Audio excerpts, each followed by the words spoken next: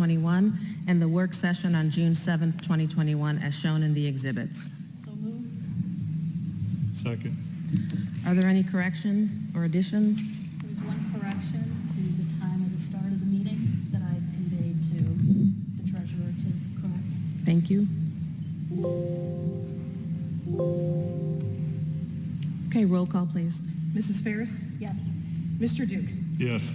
Mrs. Chapman? Yes. Mr. Dockman? Yes. Mr. Postal? Yes. Are there any Board of Education committee reports or comments? Yes, I have comments. Okay. It's kind of important because it's about my future here with the board. If I just have a few minutes of your time. 4 years ago, I decided to run for one of the 3 open board seats because I wanted to give back to the community that I have lived in, worked in, and attended college in since 1977. I went to private schools my entire life, but I chose to send my 2 kids, Kevin and Bethany, to Big Creek Elementary, Ford, and Mid-Park High School because I believed in and admired the city, the Berea City School District from afar. When they graduated 16 and 14 years ago, respectively, I firmly believe that they were well prepared for college and for life. They both live in Northeast Ohio, and my wife and I are blessed that they have great spouses, families, and careers. So in 2017, I ran unopposed for one of the 3 open board seats because there were only 2 people who turned in valid petitions. 2 candidates for 3 seats. That's it. That surprised me, but I didn't mind not having to campaign and being able to walk right onto the board without earning anyone's vote. It's pretty easy. The 3rd candidate chose to be a write-in candidate and also did not have any opposition. He took the 3rd seat. How times have changed in just 4 years. I've learned a lot about myself and how leaders respond to problems. Some controversial issues have come to the forefront, especially in the past year.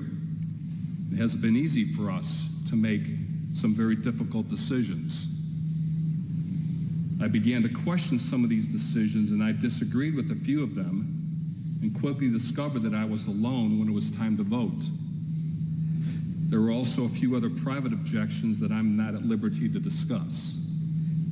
In the past 4 years, to the best of my recollection, there's never been a 3-2 vote, just 4-1 and 5-0. That began to really discourage me, and there were many frustrating and lonely drives home from board meetings.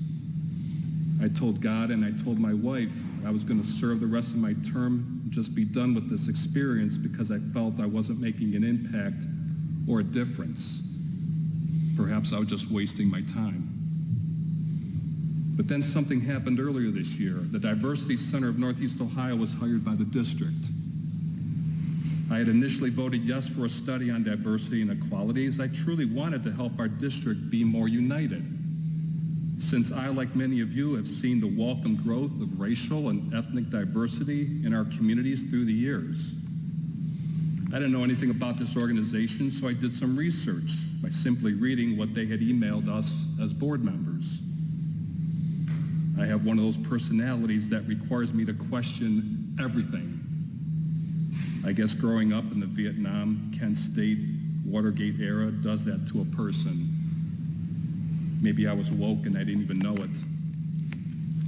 Their foundational document comes from something called appreciative inquiry. I read all 113 pages of the PDF that was sent to us sent to us as board members.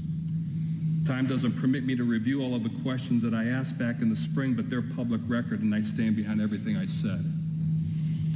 In my opinion, there were too many socialist terms in this document. The Diversity Center also sent us an email of a sample survey that they were going to send to the parents of the 8th to 12th graders. When I started to read the initial survey, I was shocked to see that 3 of the first 4 questions were about the sexual identity of our kids. In my opinion, sexual identity is not the same as one's gender that God assigns at conception. The survey mentioned the term third gender. I told the speaker I believe that there's only 2 genders, male and female, and I stand behind that statement as well.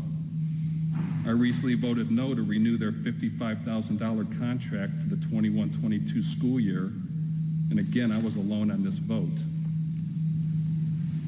On a side note, I have a story that I will share people privately about how controversial that belief is, and the vote, how it's impacted my life and now involves the police. So here's the bottom line, and I want to be clear to say that I'm speaking for myself and not for the board. The citizens of this school district have a chance this fall to decide what direction they want their school district to go in, and it is still your district. You, the taxpayers, pay our $1,500 per year stipends as board members, and you pay for the salaries of every employee in this school district.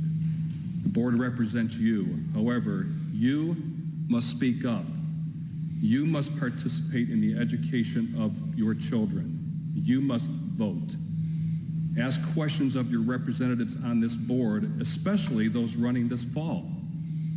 Know where they stand on all the issues facing our kids, like transgender boys playing on girls' sports teams, or changing the name of holidays on our school calendars to days off, as some school districts in our country have done, and make sure that doesn't come to this district. You deserve clear answers. Never again should a board candidate be able to run unopposed for a seat in this district. Never. I would love to see 20 people running for the 3 seats up this fall. Competition is good, like choosing where to send your kids for an education like I did. One of my modern day heroes, Governor Greg Abbott of Texas, recently said, "Texans don't run from a legislative fight, and they don't walk away from unfinished business." Well, I'm a former Texan. I taught public school there for 6 years, and that's where both of my kids were born. So I too cannot and will not walk away from this board. I'm going to run again for this seat in November, God willing. Thank you. Okay, thank you, Steve. Is there anyone else that has anything to add?